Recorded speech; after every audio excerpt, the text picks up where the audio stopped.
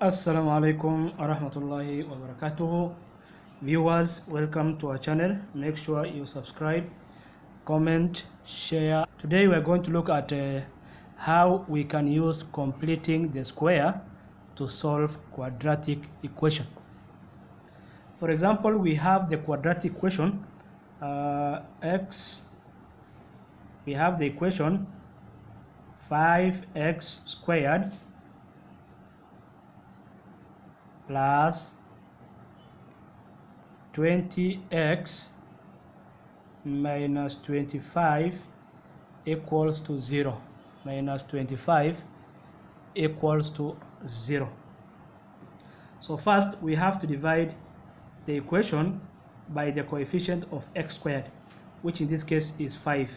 So divide by 5, divide by 5, divide by 5.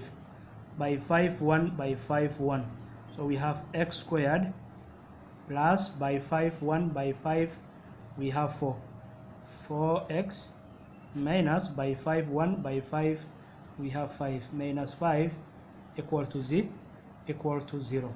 So we take this value on the other side of the equation, so we have x squared plus 4x equals to 5 equals to 5.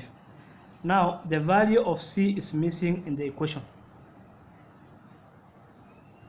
so we have to make the equation on the left hand side a perfect square by use of completing square. So to get the value of c, we say it is b all over 2 squared should be equal to ac. But remember, the value of a, which is the coefficient of x squared, is 1. Therefore the value of b is 4. 4 all over 2 squared should be equal to a, where a is 1, times c. Therefore x squared plus 4x plus c, where the value of c is 2 squared,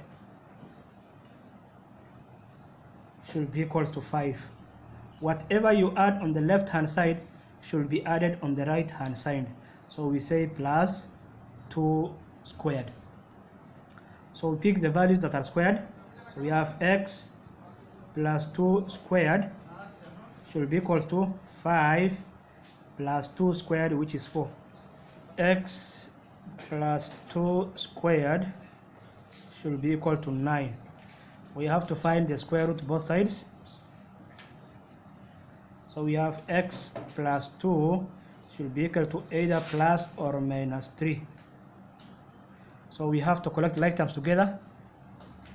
We take 2 on the other side. So therefore x should be equal to plus or minus 3 minus 2.